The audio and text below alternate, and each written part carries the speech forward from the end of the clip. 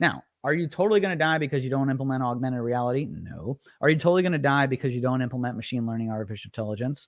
Probably not. Are you going to totally die because you don't integrate automation systems of processes and SOPs? We're getting a little closer. But if you don't do any of it, you're dead.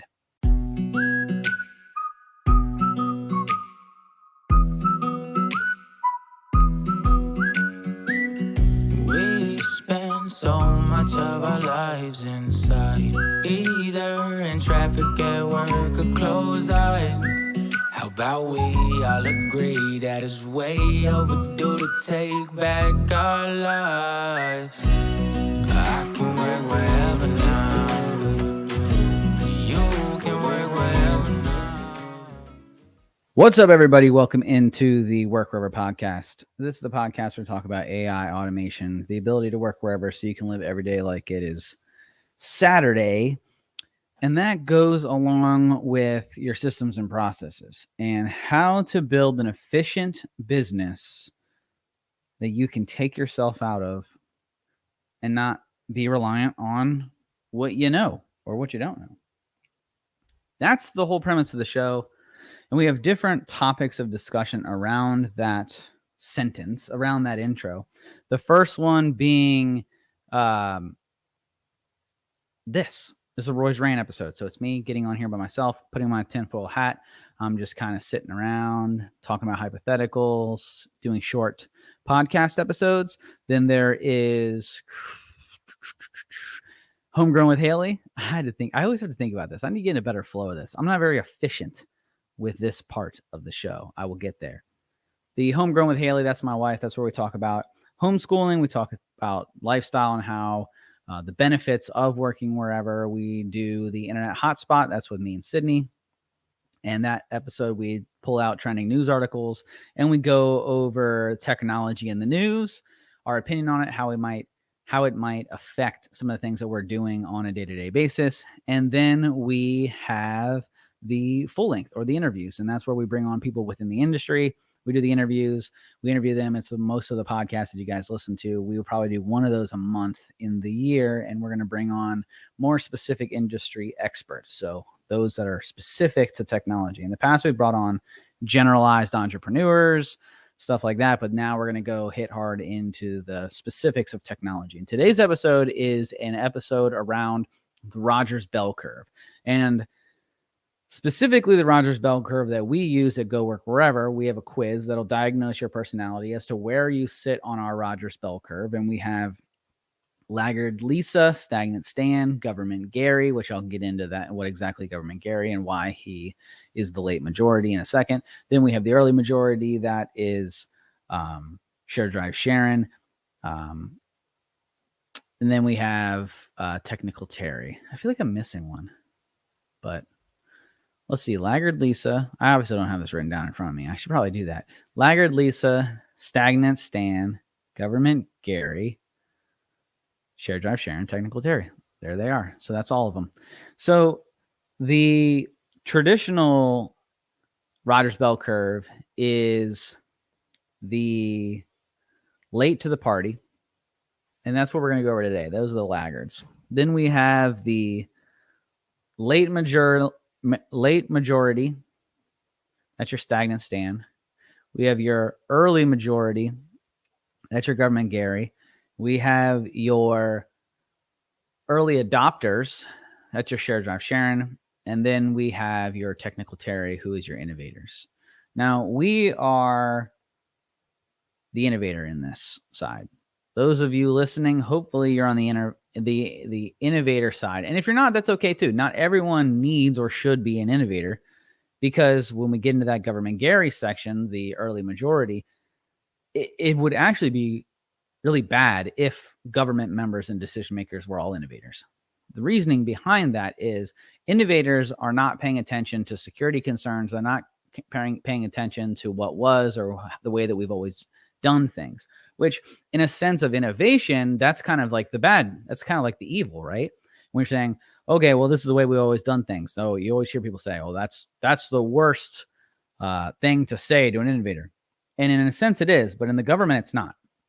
because the government needs to know the way that's always done things, because there's a thing called the Constitution, and there are certain laws and there are certain powers at bay. There is a whole lot of security aspects that need to be considered, SOPs. So there's a lot more in the conversation around the government Gary and the early majority than they are the innovator. So I'm speaking to the government Garys through the innovator lens, and I'm speaking to the shared drive Sharons, who are the early majority, from the innovator lens, and saying, neither of you are typically incorrect. It's just the way you go about it and the way we strategize this next year is what's important.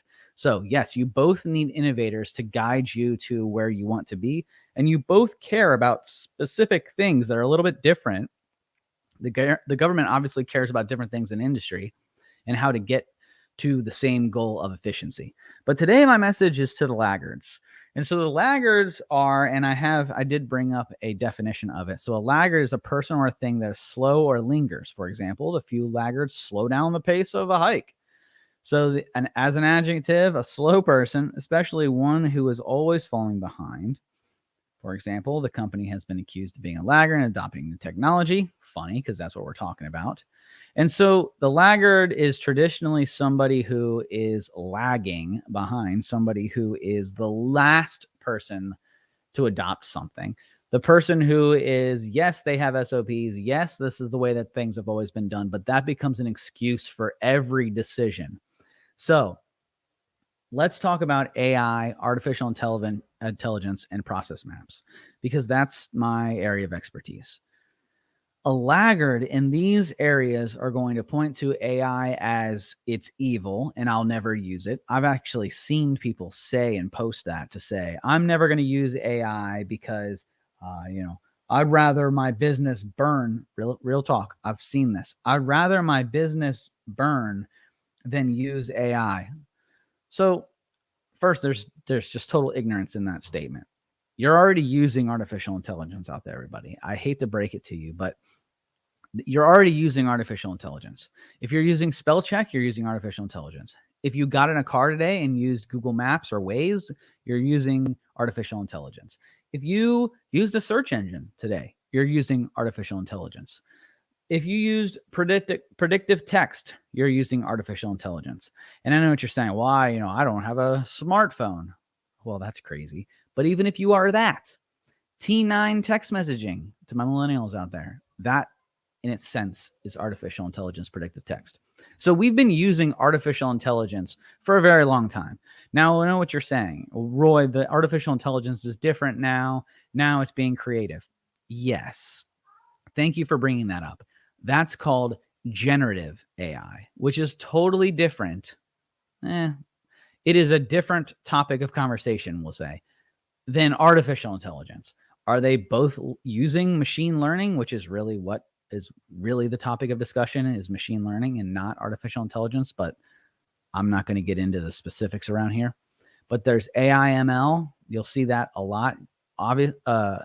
For obvious reasons, they're generally grouped together in conversation because the general public has a hard time in distinguishing the difference between the two. And, for all my tech nerds out there who are saying, oh, it's machine learning and not AI, thank you for pointing that out. But for all intents and purposes of this podcast, I'm going to continue to use AI and ML interchangeably. If that gets my certifications pulled, then, sorry, AWS and Microsoft, pull them, but that's what I'm referring to is. And now when we're talking about ChatGPT and we're talking about modern AI, we're talking about generative AI. So generative AI is an artificial intelligence that has the ability to create things, not bring you to a point where they think that you're going based on previous actions, predictive text, spell check, things like that, but get to a point where we're saying, oh, well, based on the things that you're asking and the knowledge points that you have taught us, then we believe it should be something like this. Now, a lot of people are going to be afraid, and the laggards out there, I'm speaking specifically to you. Let me turn this logo around so you guys can see the American flag, because this energy drink is delicious. But for the people out there who are going to be afraid of generative AI, so first off, we've established that you're totally wrong in thinking that AI is the devil, at least in its current stand, and that you think that you're going to go and build an entire business not using artificial intelligence. We've already debunked that. So let's talk about generative AI at this point. Now, to get to generative AI, those of you who are out there and you're saying, I'm never going to use artificial intelligence, I'm never going to use AI, you're probably not even in a position where you are able to even implement AI. So that statement, again, is ignorant. There are areas where you can use AI like ChatGPT to write me a business plan, to write me an SOP, to give me examples, to give me thought process, to help me brainstorm. But if you're afraid of that destroying your business, then you're not cross-checking it. And we've had multiple episodes about that very topic to say, don't use it to do your work. Use it as a brainstorming tool, right? So I'm not going to get into that totally. But if you are using ChatGPT to make total business decisions, then go listen to any of the episodes that we did this last year on ChatGPT and the dangers behind using it as a decision maker and not a tool. So let's assume that you've listened to all those episodes and now you're saying that my business is not going to use artificial intelligence and machine learning. Then I would say to you, your business isn't ready for artificial intelligence and machine learning because you're not doing the gross transactions, the necessary data crunching. You're not doing the necessary processing of things that warrant you using artificial intelligence and machine learning. Your business isn't simply big enough in order to have the need for true artificial intelligence and machine learning. Do you need to get things done quicker, better, faster? Sure, we all do. And that's where you can utilize tools like ChatGPT, 35 Turbo, and all those other small tools to say, hey, give me an idea to get me to a rough draft. Hey, I need to write this. Give me a brainstorm of topics that I can use so that I can write it. That is a totally different conversation than what I'm about to talk about to my laggards. So to my laggards, you're not ready, first off. Second, the fact that you're putting something off from the very beginning without truly understanding it already puts you way behind the competition, and you're actually at a point where you are causing detrimental harm to your organization and the future of your business. Point blank, period. If you are going to survive this next year or two in business, it could be the next 4. We don't know the amount of chaos, the amount of destruction, the amount of financial implications. We don't know if we're headed to a recession. I mean, look, there are economists, I'm not one of them, who say that we're about to head into a recession. There are those to say that we're headed towards, greener pastures. But there is nobody out there that thinks that we're just going to have a booming year and everything's going to be great. That's not where we're headed. So to dive into this year thinking that you're going to be able to do things business as usual is ignorant. And so you're going to need all the help that you can get. And if you think it's business as usual and you're not going to use this new technology that's out there that, oh, by the way, your competitors are using, you will not survive the next year and a half. You won't. Now, will your business still be in business? Maybe, but the harm that you're doing to your business and your organization of the amount that you're going to fall behind your competition, you won't survive. You might not die this year, but you're not going to make it very much far into the next decade. I can guarantee you that. 5 years.